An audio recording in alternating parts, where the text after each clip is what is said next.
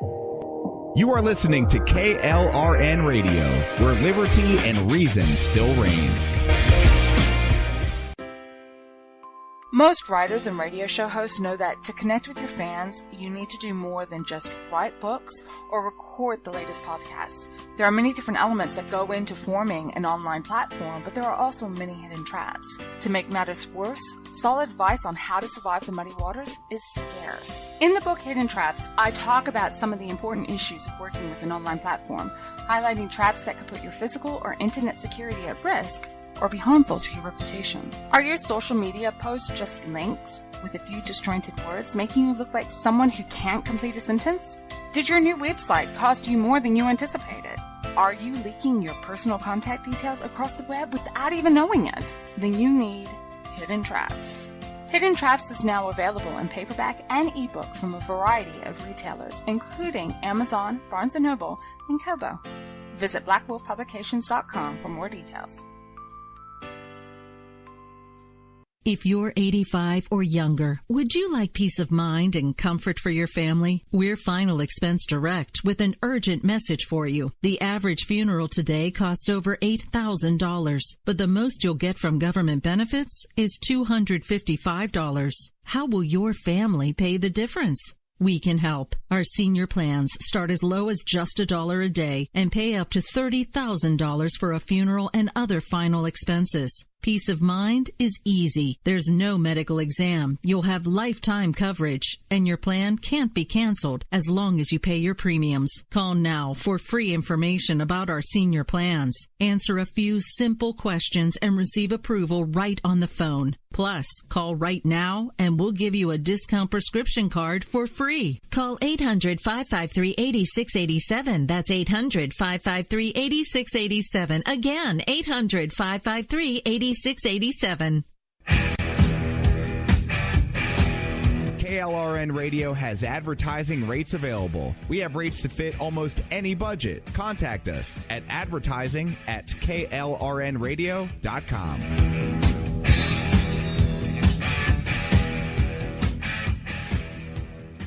Everyone loves liberty. Our rights come from God, not the government. So why are you letting other people tell you what's best for your health care? Exercise your freedom with Liberty Health Share. Liberty Health Share is a community of people who voluntarily share one another's medical costs. Liberty Health Share is founded on the idea that most people truly want to help one another. Healthcare sharing allows members to do just that as a true community that supports one another in times of need. Liberty believes people should make decisions for themselves and their families. Members are able to take back the freedom to make their own decisions about their health care. Freedom from guilt or doubt about how your money is used. You have the freedom to direct your health care, not to be dictated to by bureaucrats. Stop letting others tell you what to do and join a community of like-minded people. Exercise your freedom. Join Liberty Health Share and take back the control of your health care while helping those around you. Call Liberty at 855-58-LIBERTY. Again, that's 855-58-LIBERTY for more information, or you can check them out at libertyhealthshare.org. Again, that's libertyhealthshare.org. My son was in the Army back during Desert Storm, but even then he wanted an MBA. He looked at a dozen schools, but only one offered the online education and flexibility he needed while he was in a tent in Iraq. Grantham University. Turns out that Grantham's been delivering affordable, relevant college and advanced degrees for over 65 years. Heck, if they can deliver a quality education to a soldier in a tent overseas, think about the flexibility Grantham can offer you so you can earn your degree too. It doesn't matter how complicated or full your life is. If getting a degree is on your bucket list, you'll want to do what my son did. You'll want to call Grantham. Find out how easy it is to get started on your education so you can check that college degree off your bucket list. Call Grantham right now. 800-910-1370. That's 800-910-1370. Flexible, affordable, relevant. Call 800-910-1370. At St. Jude, our family never sees a bill at all. It's like the world has been lifted off of your shoulders. St. Jude Children's Research Hospital. Finding cures. Saving children. Learn more at stjude.org. Sometimes writers feel lost, unsure why a passage may not be working. It's takes another set of eyes to help us nurture our writing into full maturity. At Black Wolf Editorial Services, we strive to enable writers to develop and grow, offering manuscript critiques and line edits through a mentoring editorial style. We also offer assistance on generating a writer's bio for your websites. Black Wolf Editorial Services, nurturing your writing into maturity. For a full list of services, visit blackwolfeditorial.com. You're listening to the Spark Radio Network, internet radio like you've never heard before. Innovation, creativity, and imagination are all said to begin with a spark. So fasten your seatbelt and take the ride of your life and listen for the spark. And so, my fellow Americans, ask not what your country can do for you, ask what you can do for your country. Freedom is never more than one generation away from extinction. We didn't pass it on to our children in the bloodstream. The only way they can inherit the freedom we have known is if we fight for it, protect it, defend it, and then hand it to them with the well-taught lessons of how they in their lifetime must do the same.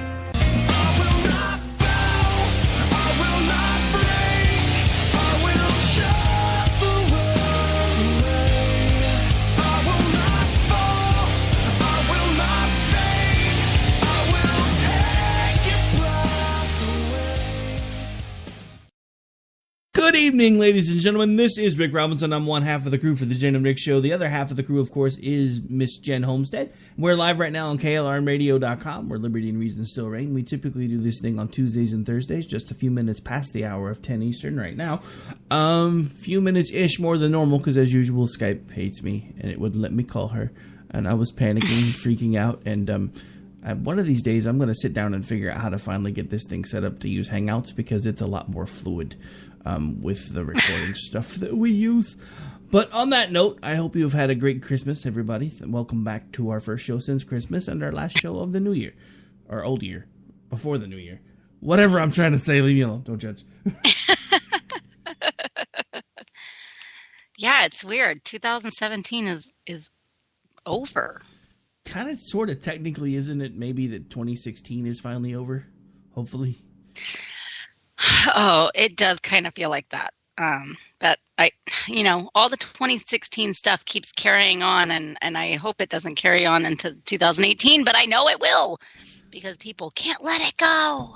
2016 needs to die in the dumpster fire, formerly known as 2016. Just saying. Yeah, totally. It's, ugh. Anyways, I hope everyone was actually able to take a little bit of a break from all the craziness of politics and enjoy a Merry Christmas and Happy Holidays, whatever they may celebrate. So I finally got to see Star Wars. Yeah. Oh, see, everyone in my family has seen it pretty much except for me, so I got to figure that out. It's actually better than I thought it was going to be, but I'm not going to spoil anything for you. Yeah, that's what everybody has said.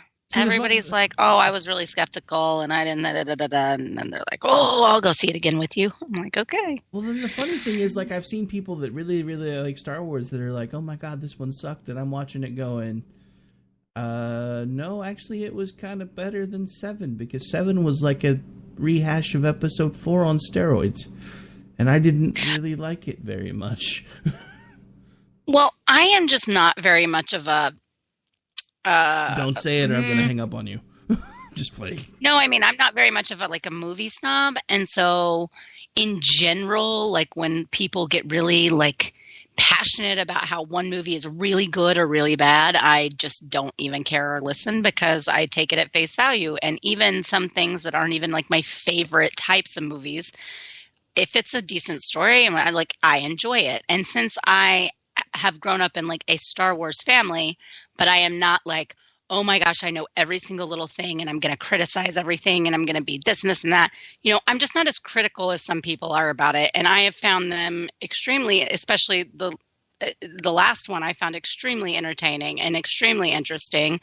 And so I think I will really like this one too, because I like all of it. Don't get me wrong. I have not been, I've left the obsessing to my brother and my cousins and my uncles and all of them.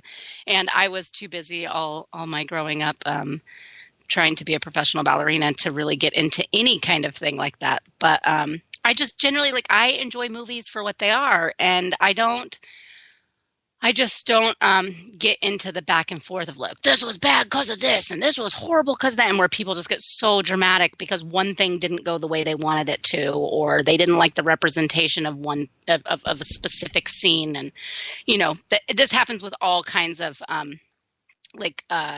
chronicles, right? Like whether it's Star Wars or something like, you know, or even Star Trek or something like Harry Potter or anything that's like a series like that and that has like a really big fan following. People get so serious in it, and like the smallest thing for some people can ruin all of it. And I'm not like that about anything. So I enjoy it all. So speaking of things that you didn't know were quite so serious, so Bunny was on vacation, so me, G, Orty, and Musket actually did her show the other day. Angie was in the chat, and she was being facetious about how she was supposed to be the one that was the adult of the room and keep us under control, you know, just being Angie, being bubbly. And I know she was kidding, but I thought she was going to strangle me for a second because I made a joke, and I picked the wrong group on purpose, but I said someone who has a wand and a Gryffindor robe shouldn't be using the word adult. And she's like, it's not Gryffindor, it's Ravenclaw, with like 14 million exclamation points. And I'm like, holy crap, I didn't think it was that serious.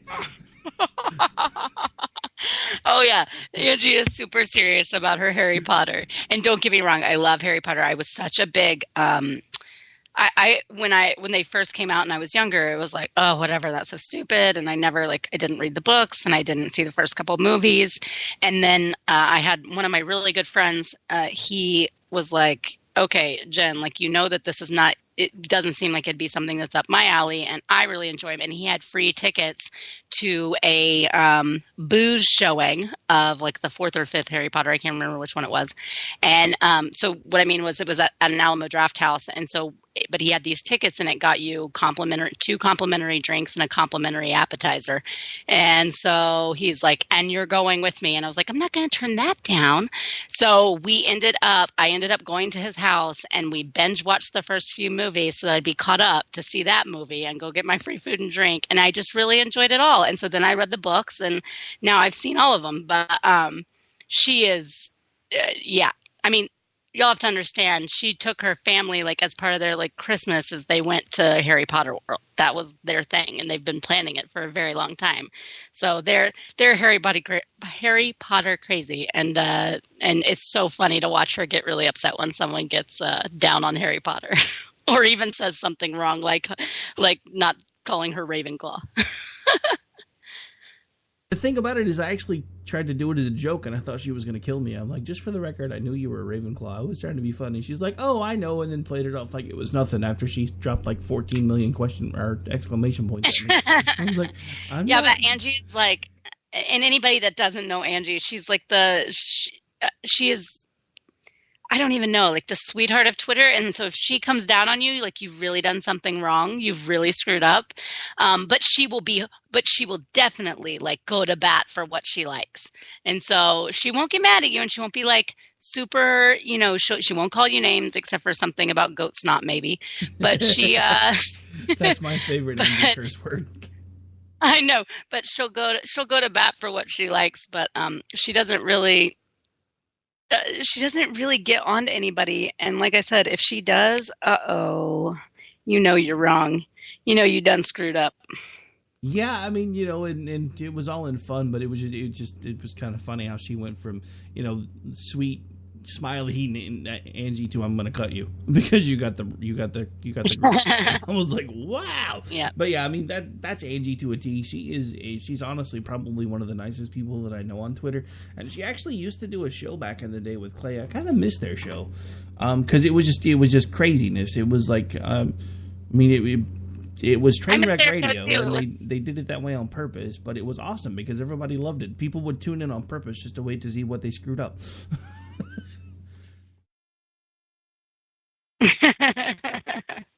Yeah, their show was great. Oh. All right, so I guess enough reminiscing about stuff and talking about Christmas and movies that we've seen or haven't seen. I know for sure there was definitely at least one topic that I knew you wanted to get to tonight, so I'm going to let you take lead on that one since you know more about it than I do. Okay, so I don't know if everybody saw, but Jenna Fisher, the actress, one of the lead actresses from The Office, she had tweeted out something about the GOP tax bill, the thing about how how the new bill would not allow teachers to take deductions for school supplies, which, to be fair, was in one of the original versions of the bill, but was taken out in the final version that was passed. And in an extremely, this is like a unicorn sighting, y'all. She not only deleted the tweet, but she issued a public statement, an apology, and she asked people to share it. She ended up doing even more than that and tagging people to share it. And this is not one of those non-apologies. This is a real apology. So let me read it real quick, because I think liberals and conservatives alike, when you are wrong, when you are mistaken about something, when your research is not up to date, or you have misinterpreted something in policy, we could all learn from her and how to correct that. And obviously, we're not all famous stars, so we don't need to go as far as she did. But this was just such a shining example of how to do it right. She said, "I made a mistake and I want to correct it. After reading your feedback and doing additional research, I discovered that I tweeted something that was not accurate. Last month, the House of Representatives voted for a tax bill that did kill a $250 deduction for teachers to buy classroom supplies. But in the final bill, the deduction was restored. I feel genuinely bad about getting my facts wrong, and I'm sorry. I did not mean to spread misinformation. I was well-intentioned, but I was behind on my research. So I've deleted the tweet because I believe accuracy is important. For a minute, I thought, maybe I don't need to delete my tweet because it started a great dialogue about teachers. I love teachers, true, and I had a fact wrong about the tax deductions, but I've started a dialogue. So who cares, right? Listen, I love a good dialogue. In fact, what I treasure most about our democracy is the dialogue we share with each other through conversations, social media, and the press. But part of having a dialogue involves listening and learning and admitting when you're wrong. So tweet deleted. I'm not ashamed to say I was wrong, and I'm not ashamed to correct it. I was taught that taking responsibility is the right thing to do. Thanks, Mom and Dad. Please accept my apology. Thanks for listening, for your feedback, and for being kind. And thank you to our teachers who do so much more than we will ever know, opening their hearts and often their wallets to educate our children. With love, Jenna." I mean, whoa.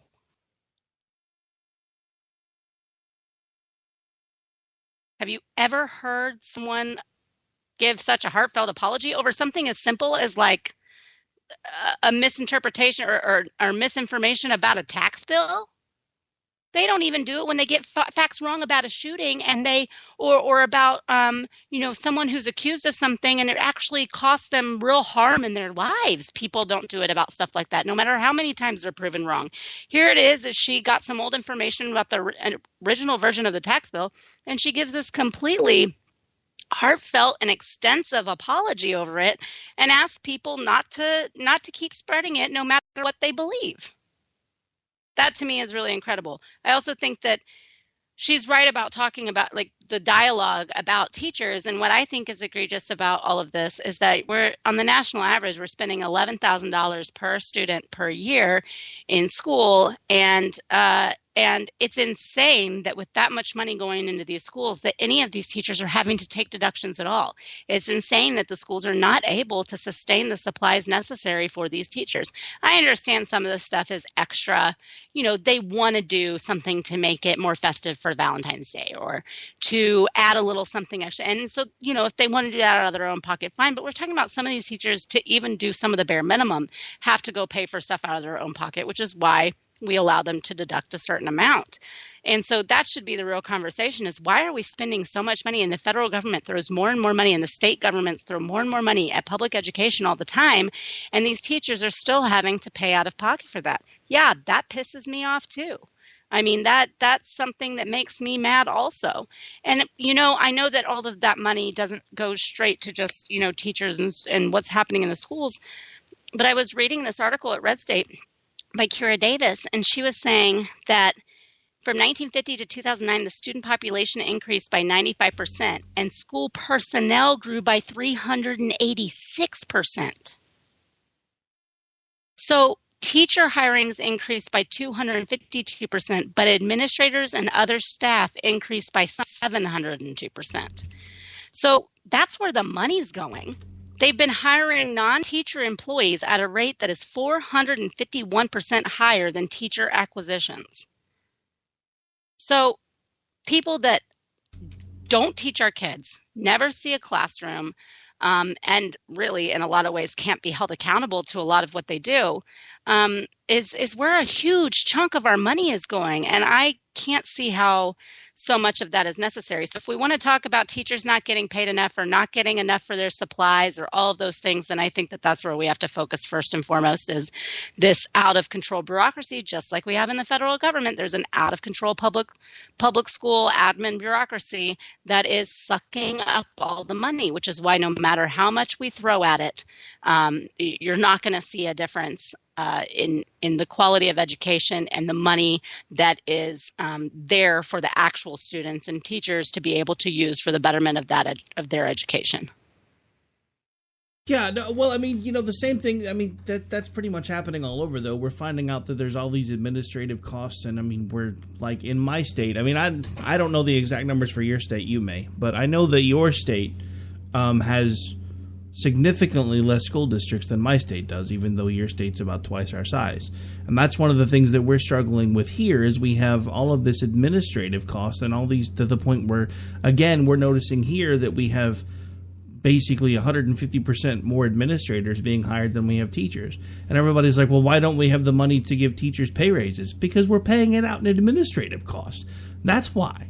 Because, I mean, so it's just crazy when you stop and think about it. That's like, I don't remember who it was, but somebody, and it wasn't JD for once, but somebody from New York was telling me that they saw a news story that actually broke out of New York, that the janitor that worked for a New York public school system was able to retire and buy a yacht off of what he got paid to clean the school. Let that sink in. I mean, it doesn't surprise me. I know that here in Texas, in certain school districts, I know that in a very large school district is the Austin Independent School District, and I know that their administrative offices are massive. There is this humongous building downtown that is just full of staff, and there was kind of an expose done by a local news station about 10 years ago, trying to figure out what exactly all of them do. Because it's taking up over 50% of the budget, or it was at the time. So, and they're constantly asking for more money, right? They're constantly voting on bond packages for the school district. So they're trying to figure out what exactly do these people do. And there's another problem that comes into play here that sucks up a lot of money also. And it's something that John Stossel exposed years ago, is how almost it is to fire a public school teacher or administrator. And so what happens is even though they are removed and suspended from from their classrooms or their schools, they actually to still get paid because they can't actually fire them yet. And often it can be years of this. They have to show up and go sit at like the main office downtown, for instance, in Austin's case, and go sit at the administrative offices downtown. They literally are put like in a conference room with a TV and a coffee machine, and they just have to hang out for X amount of hours, and they don't get fired, and they get their pay. And, that was one of the things that's exposed. And I need to go back and look it up. I wasn't really planning on going into all of this tonight, or I would have had it ready. But one of the things that expose went into was that they found that there were over 50 people that fell under that category that were hanging around the administrative offices that just couldn't be fired, some of them for years, because it's almost impossible to hire a public educator. The way that they have the system rigged up, it's hard to have performance review that really results in anything, and it's hard to have any sort of accountability because it's essentially same like most government or government positions. They just do not hold them accountable in the way that you would like them to. And so about the only thing that gets these people fired is something really egregious, like stealing, like molesting someone that's very obvious and easy to prove. And and then possibly, this isn't even definitive though, possibly for something like drugs and alcohol on the job. But even that can be mitigated, and they might have, 2 or 3 chances to get clean before they actually get fired for that. So it's just insane. That's where these costs are going. And I know that there are some things that are going to have to be administrative overhead, but the rate at which it is right now is just absolutely absurd. No, I mean, it's crazy when you stop and think about the overall administrative costs. And that's one of the things that we're struggling with here is, we have all of these teeny tiny little school districts, and everybody's like thinking maybe we should start consolidating school districts because, again, I know that I don't remember your exact number of school districts, but I know we have like 100 some odd more than you do. And we're not nearly as big of a state as you. So that's one of the things that everybody keeps talking about. But and there are other things here that are causing issues that we won't really go into because we don't usually do local politics on here much. But it's just when you see things like the teacher stuff and everybody's like, well, why can't we get them raises? Because we're not paying attention to where the money's going. Even at the federal level, they're not paying attention to how that stuff's being used. And then half the time, like what started this whole story in the first place, somebody gets something wrong and they run with it. And most of the time, they don't do retractions like this person did. So everybody else starts running with it. This actually, believe it or not, something very similar happened a couple of weeks ago. There was actually a list of words that was put out that everybody was saying that the Trump administration had banned people from being able to use that were part of the scientific community. This was so bad and had spread so quickly that our resident PhD who lives in New Zealand was getting updates about it from her science magazines that she follows. It didn't register until people started coming out like 2 days later. By then she'd already said, I'm going to come on your show. We've got to talk about this. This is crazy. So the day that we're going to have her on, I'm like, well, it looks like it was probably much ado about nothing, kind of like I expected. And here's the actual statement from, I believe it was, I don't remember who it was. I think it might have been the CDC or somebody else. But the whole thing is we've gotten to the point now where everybody's got to be first. Nobody cares about being right. And it's all about who can see this the quickest, the fastest. How can we get the word out? And then when they screw up, they don't fix it. That's like you said a second ago. This is like a unicorn sighting because somebody admitted they got something wrong, actually took it down and said, please spread this so that we don't make it worse. That's amazing to me. I mean, forget the tag liberal, conservative, whatever. The fact that somebody was willing to do that. Nobody does that anymore. Even like major news media sites, when they get it wrong, you find out they got it wrong at 4 o'clock in the morning when nobody's watching, or it winds up on like page 16 with some little single sentence retraction. Right. And like I said, it's usually like a non-apology. It's like, well, okay, so I made one mistake, but I was given that by someone else and I didn't realize and I should have read it more. But the point stands. Our teachers are da-da-da-da-da-da-da-da. And so it comes off as being really smug and not apologetic at all. And so that's why I really appreciated the way that she went about this and how she encouraged her followers to share that, to share her apology and share that she was wrong and to spread the information that was true, which is that there is the deductions are still in the tax bill for teachers. Yeah, well, actually, I'm kind of glad to see that because some of the stuff that they said they were going to take out didn't make the final version. I was kind of glad to see some of that getting changed. The one I really am still pretty much on the fence on, honestly, and probably going to get some hate mail over this, is the child tax credit stuff. I've always kind of had an issue with that because that usually winds up meaning that people that don't really pay anything into the system wind up getting a huge check. To me, that causes more problems than it fixes, but that's just me. Yeah, and if anything, I think that maybe I don't know, maybe it could be like a one-time thing.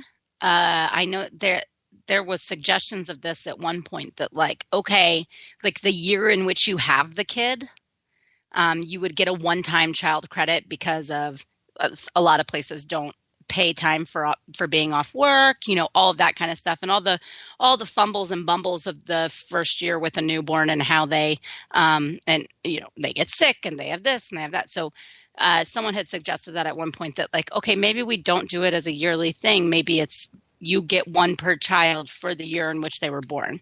And I'm like, that's a good compromise there. That's a good compromise. You get a credit the year they're born that kind of helps you out because it's good. It's a little touch and go there that first year with a newborn, or it can be. And then after that, you sustain on your own. Yeah, no, I mean, I could agree with that. Although I guess that would probably lead to even more problems because that just means people would be popping out kids every year to keep the tax credit. That's true, but there's not like an easy answer, seeing as how we already have it set up. But there could be a few compromises there that could possibly work to help suffice. I don't know. So the Mossad is having fun on Twitter again. I love their account. I didn't see this earlier today, so I was kind of reading over it while we were talking. Our best achievements of 2017. Loving Beirut for some reason. Making the frogs gay for some reason. Screwing around with Linda Sarsar's iPhone for some reason. The fidget spinner for some reason. Taking down Julian Assange's Twitter. He knows why. Nice. It's funny all the big accounts that have gotten like master level trolling going on. I actually saw an argument the other day between like Steakums, Moon Pie, and I think it was Wendy's. It was some other big name. It was funny because like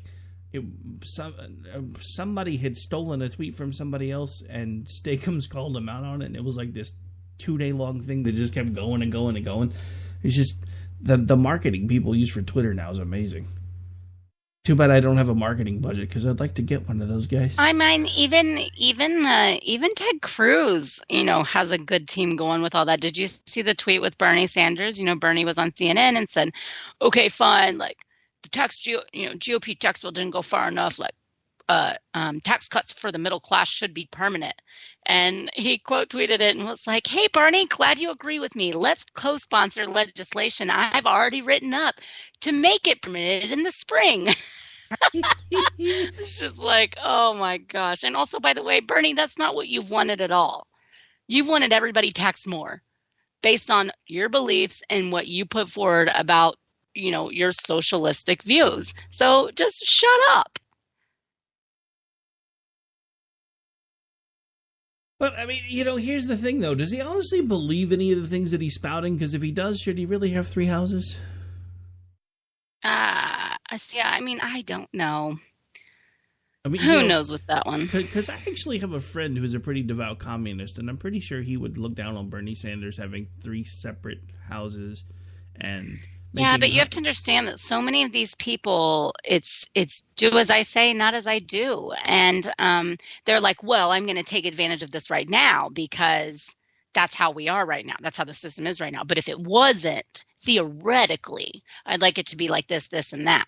But we'll see how they act if that time comes, if they really give up things like their second and third houses, or if they downgrade their house at all, because we should just bulldoze anything and make everybody live in the same kind of house, right? I mean, it's got to be fair.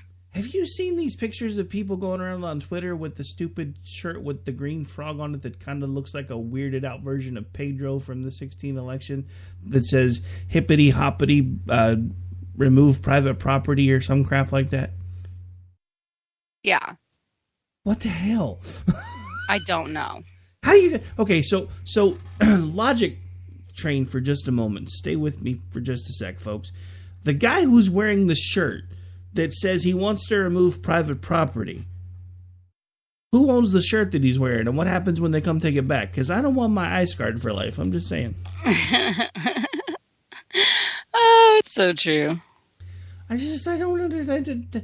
The lack of logic with these people astounds me. Like today on Twitter, I saw, because everybody's starting to finally admit that maybe the tax cuts aren't going to be a terrible thing, so all the Never Trump crowd is like gnashing their teeth now. I saw somebody who actually followed me until this exchange happened today. We actually followed each other. Somebody had pointed out, the tax cuts are done, now what? And all of a sudden I saw someone who up until 30 seconds before that I thought was conservative start talking about inequality. There's a term they use for it when it comes to money, but I can't think of what it is right now. It's not monetary inequality, and he's blocked me, so I can't go find the tweet to read it again. But anyway, so he was talking about maybe it was economic inequality. So I basically tweeted, trying to, stay on the level of having a discussion. There's always going to be some form of inequality. You can't legislate it away. Freedom is the only vehicle that allows you to be removed from a situation of inequality because it allows you to overcome it, is basically what I said. I got blocked for that. I was called a Trump sycophant for basically pointing out that, people being free is what stops inequality, not over legislation. My gosh. That's the one thing that I hope starts changing again, because I remember when we used to be able to disagree with people and have conversations without people wanting to try to stab people over it or block them on Twitter over it. I didn't attack him. I didn't say he was wrong. All I did was give a fact, which is the truth. Inequality is always going to exist. Look at what happened with communist Russia. There was still inequality. There was a ruling class that had everything and a bunch of other people that had nothing. The same things that they're talking about that are going on here, because the corporate class run everything, the political elites run everything, and we're all the little schmoes on the bottom rung of the ladder. That same stuff goes on in these other political systems. They just don't talk about it because it doesn't fit their narrative. So the only thing that keeps you from being under somebody else's boot is the ability to be free. Because it doesn't guarantee an equal outcome, but it does give you the chance to try to do something that you might not be able to do otherwise. There are countries where we're born into a political caste system. You can't escape those type of things when they exist. And we're seeing that stuff start to happen here. These labels that we use now, lower class, middle class, upper, upper middle, upper, lower, those things never used to exist here. Those were labels that didn't exist because there wasn't a class system here, because there didn't need to be one. Because it didn't matter if you started out as a dirt poor farmer. You had the ability to work hard if you chose and do the best that you could do to carve out the life that you wanted. Maybe you don't wind up making $5 million, but at least you're living life your way. That's the idea of freedom. That's why, and I talk to people all the time. One of the things that I do with the area that I work, we have a pretty large homeless population in that area. Well, they'll come into the building that I work in because it's inside of a mall, and they'll get warm. So sometimes I'll actually talk to them and be like, hey, so what's going on, man? I see you on the corner all the time with your signs and everything else. I said, this can't be how you wanted things to be. And I've actually had some of them that have looked at me like I was the crazy one. They're like, look, man, I get to sleep when I want. I don't have to put up with the stuff that you put up with on a daily basis. I get to see the country. I get to go anywhere I want, do whatever I want. And basically all I have to do is make sure that I have enough money for food and somewhere to sleep when I need it. To me, that's the perfect life. And I'm looking at them and I'm going, well, I guess if it works for you. But that's the thing. It's about freedom. We don't have to agree with their choices. We just have to give them the ability to make those choices. Sometimes they're not going to make the right ones. That's part of what we're seeing now, is we see people that think things should be different than they are here. So they're fighting to make that happen. I'm not saying that they shouldn't. I'm asking that they actually stop and think about what they're doing, though, because they're shining examples. The VA and Venezuela are both in flames. So is this really a good idea? Asking for a friend. That's a hashtag, by the way. Yeah, hashtag asking for a friend. I don't know. It's also exhausting with everybody. I feel like there's so many things that people absolutely do not understand, and they won't go beyond the headline to try to figure it out. So they just regurgitate things, and it's incredibly frustrating. It's interesting that you bring that up. We got to take a quick break, but when we come back, I'm going to talk about one of these times where folks didn't really go past the headline, and it's fairly recent, and it's kind of scary to think about. But this is Jenn and Rick. We got to pay some bills. We'll be back in about 3 minutes. Stay tuned. If the box ever listens to me.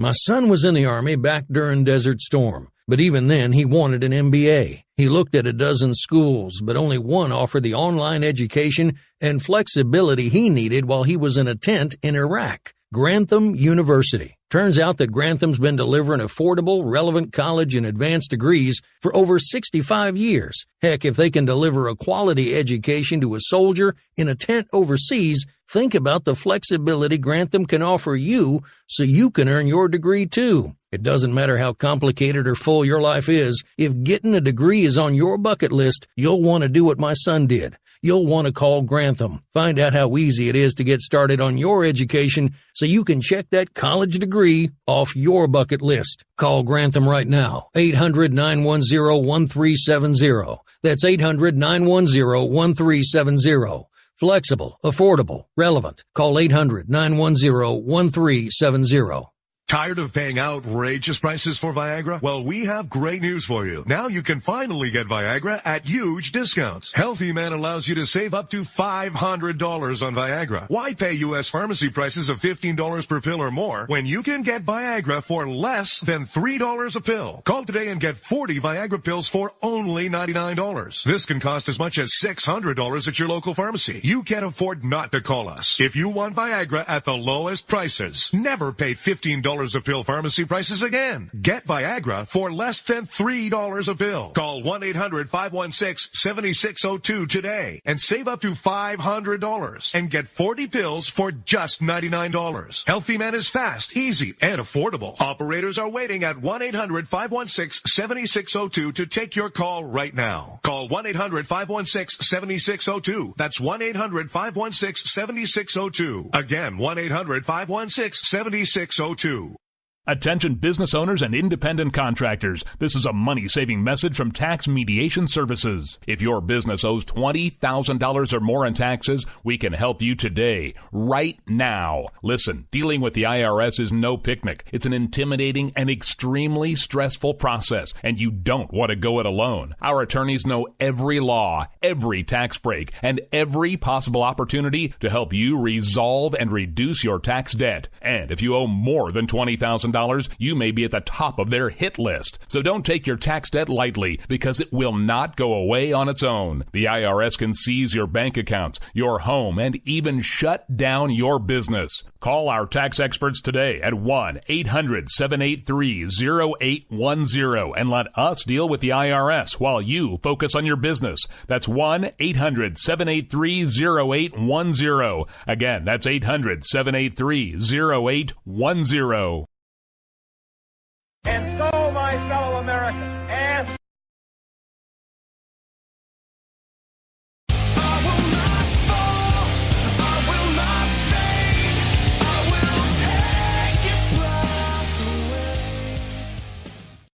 All right, folks, welcome back. This is Jenn and Rick, and we are well past the bottom of the hour because the console is not behaving, and I was kind of afraid to take a commercial break. It behaved long enough for us to get it out of the way, though, so yay! All right, so before we went to break, we were talking about, headlines and clickbait. So an interesting thing happened. A certain paper that shall remain nameless put out an article talking about the fact that, well, actually their headline made it appear as if Melania Trump was wanting to get rid of a certain tree at the White House. Turns out it wasn't Melania Trump wanting to get rid of the certain tree at the White House. Turns out that tree has been basically being held up by wires, cement, and prayers. So they're getting rid of it because the tree is basically no longer stable. But if you read the headline, it was all the president's wife's fault. But not if you read the article. Imagine that. Yeah, I've seen a lot of this kind of thing recently. Like, a recent Ninth Circuit ruling that they said was a blow to the Trump administration when really it was overturning something left over from the Obama administration. This happens a lot, and it gets phrased, and they have to know what they're doing. They're doing it so people will click, and so people will get outraged, so people will share it and quote tweet it and whatever else. But it's wrong. It's not journalism.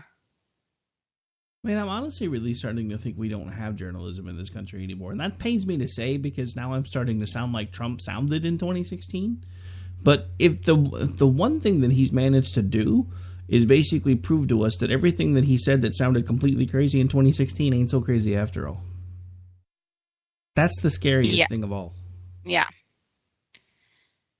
Yeah, I mean, it's very easy to see why this fake news thing is so easy to perpetuate and for people to cling on to, right? Because of these types of headlines and articles and all of the misreporting that's gone on that people have even been fired over in the mainstream media, on major news programs. So, I mean, while I don't think that everything that they go hashtag fake news is really fake news, and I'm kind of over that whole phrase to begin with. Um, I mean, it's you can see why it ever came to be. It's just this our media has just become so incredibly lazy and so partisan. So the political motivations and narratives being pushed are just really, I mean, it's just pathetic in the eyes of what journalism should actually be.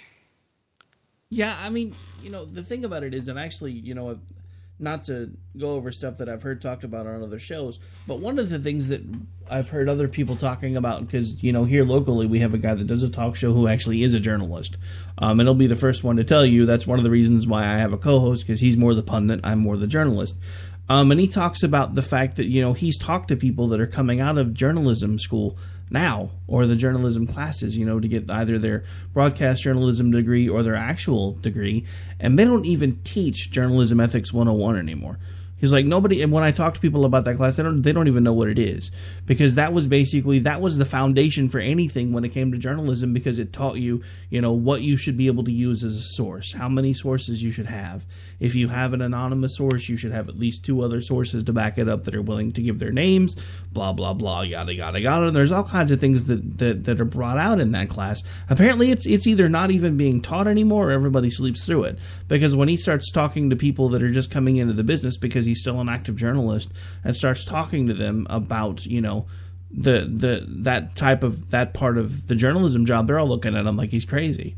Like they don't have that mindset anymore, that, the story has to be right. It has to be factual. You need to make sure that you have your sources in order. You need to make sure that you have enough sources that are verifiable, so people know that you're not just pulling stuff out of a very dark, smelly place.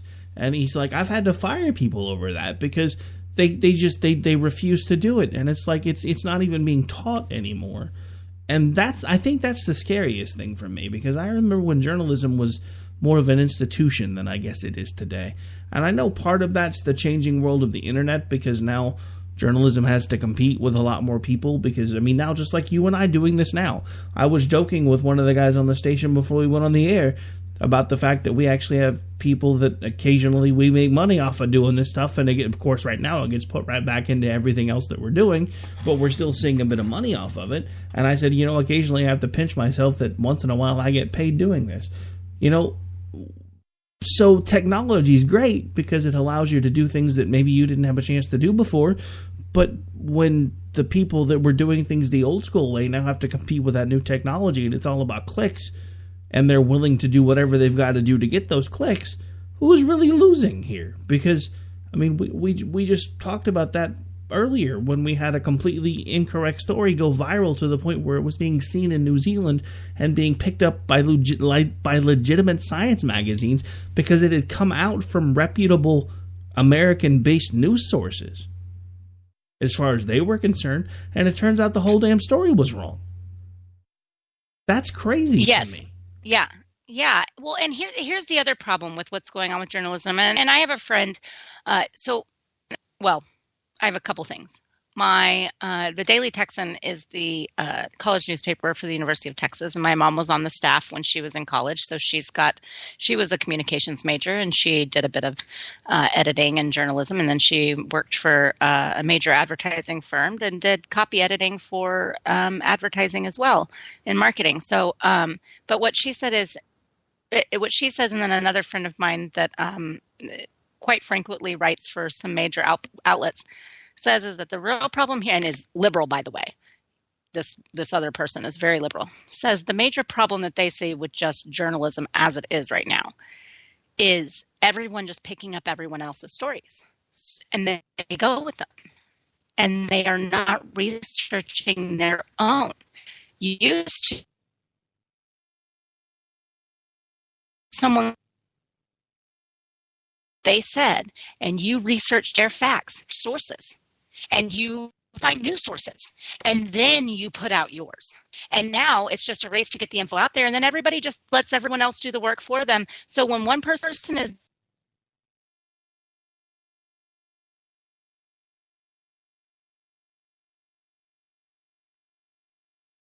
about reporting on policy, it would be very difficult to wrap your brain around. And I don't care what kind it is not for just anybody. And just because you're a journalist that reports on politics does not mean you're going to be an expert in every political subject that comes out in regards to an administration's policy or any government's policy. So when they just run with stuff as they see it, and then other outlets just pick it up, and it just gets shared and shared and shared and shared and spread, and it all goes back to this one source, that's not journalism. Nobody has checked that source well, and that's what they've gotten themselves in trouble with a lot recently, is they haven't been checking those. So then they've shared all these stories that haven't been fact-checked, they haven't been source-checked, and they've helped spread all this information, and we all know that once it's out there, it's almost impossible to rein back in. And so, and they're not issuing appropriate retractions. So it's not journalism. That's not how it's supposed to work. So all of these people claiming to be journalists that just basically copy and share other people's work are not really doing their jobs as they should. They're just adding a bit of commentary here and there, and that's not journalism. They can pretend it is all they want to, but it's not. Don't hold back. Tell us how you really feel. But no, I agree. No, it's all right. I agree. And that's one of the, like I said, that's one of my biggest problems. That's actually one of my biggest pet peeves right now, because we wouldn't be in the situation that we find ourselves in today if people would actually bother to really report the news. That's like we've talked about this stuff on this show before. There's a million different points of positive economic news. Nobody's talking about them, though, because they don't care, because they don't like Trump and it doesn't fit their narrative for him to be doing a good job. There are millions of things he does. Well, I'd say millions is an exaggeration, but there are tons of things that he does every day that I don't agree with. Like, I don't personally like the fact that he goes down to a resort every weekend to play golf after he bashed President Obama for basically running off and playing golf all the time. Because he point blank said, if I were president, I wouldn't have time to go play golf. Yet he's playing golf all the time. But at the same time, like I didn't know this until I looked it up, but apparently he paid for the decorations for the White House this year, not the taxpayers.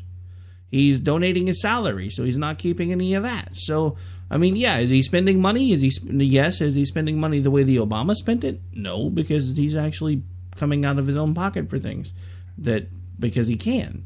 Also, it's not like he's running off to some big vacation destination. He's actually staying at one of his own properties. So I'm sure there's probably something going on there where he's not being charged out the butt or ruining a bunch of other people's vacations for trying to go on vacation himself. I mean, so there are positives and negatives to all of it. And that's one of the things that I don't like about Trump. There are too many things that he said in the beginning that he didn't think through very well. Like I said, when he was bashing Obama every chance he got on Twitter, oh my God, he's off golfing again. If I'm president, I wouldn't have time to play golf. Well, Mr. President, you play golf every weekend. That doesn't work. No, I mean, it's just basic hypocrisy, right? I mean, that's just what it is. And no matter what all the costs are and whatever, I mean, it's just basic hypocrisy. The truth of the matter is that anytime the president travels, there is great cost because of the resources that are being used, because of the security that has to be in place. It is an enormous cost no matter where they go. So that's always going to be a thing when a president travels. Do I think that presidents don't deserve to go get away and have a golf game or have a little R&R? Absolutely not. I think they are absolutely entitled to that. And as we know, hopefully people understand this. They may not really, but there's really no such thing as time off for the president, truly. I mean, there's never a time where they're just like not going to be filled in on something or bothered by something. I mean, that's just not the way that job works. But are they entitled to a few hours to do whatever and be away from the White House in order to do it so it's not as much of a work thing? Then yes, I think that they deserve that, but not at all costs. They are still president of the United States, and whether they like it or not, they signed up for those 4 years, or 8 in some circumstances. But they signed on for those 4 years, and I have a little bit of a, okay, cool, you did that this weekend. Well, guess what? Like the rest of the time, like, suck it up, Buttercup. This world is spinning and spiraling pretty quickly out of control, and has been for decades. And so there's always something going on. There's always threats, and there's always something to be working towards, particularly with how crazy we've gotten here with our debt and our budgets and our bureaucracies. There's always something to be working on. And you signed up for it. This is what you wanted. This is what you went for. And it's not really a great excuse that, like, you need a break. And that sucks, but you're not a normal person. You don't get the luxury of those benefits like the rest of the country does, like the rest of the working people do. It's just the way it is. Yeah, no, this is true. All right, well, believe it or not, we're just about out of time. So why don't you remind folks where they can hang out with you when you're not on the radio hanging out with me? You can find me on Twitter at jhomestead, on Facebook, JR Homestead, and check out misfitspolitics.com. We will be back tomorrow night with Misfit Mischief, a more regular version of it, since we kind of had sort of slim versions of it over the holidays. We will have a more regular version tomorrow. And as always, you can email us at misfitspolitics@gmail.com if you want to submit or have any questions. Awesome. All right, now I, of course, am at Radio Host Rick on Twitter. You can find me on Facebook by searching Rick Robinson. Just look for the cartoon picture of the guy on Time Magazine, because I had no idea how many other Rick Robinsons there were on Facebook till I put my account there. You can also follow along with my main show at America Off the Rails on Facebook. We also have a Twitter account that we haven't really started using yet, so I may actually get to that at some point. But right now I have too many accounts and not enough fingers, so to speak. But on that note, we are pretty much out of time. I hope everybody had a great Christmas. I do hope you enjoy your new year, and I hope you've enjoyed our last show of 2017. It doesn't seem possible, but please, God, 2017, just stop. You're done. Sunday. That's it for you. We're not carrying over anymore. We've already had this bleed over from 2016 into 2017. I'm not bleeding over 2017 into 2018. We want a clean break. We have a new president. Let's everybody calm down, take a breath. Speaking of which, one last thing, and then we really do got to get out of here. All you people that are so completely anti-Trump that you're like tweeting about how you can't even say Merry Christmas anymore because it's become a racist greeting, can all kiss my yes-sirree Bob. We're out. Good night. Just saying. I actually have seen that like 12 times on Twitter lately, and I was like, you know what? Y'all are nuts. I'm out. It's crazy talk. Anyway, have a great rest of your night, guys. Hope everybody enjoys this upcoming Friday. Still seems weird to say that tomorrow's Friday, especially when today feels like Tuesday. But I'm mainly stalling for time, guys. Here we go. The buttons are working again. Bye.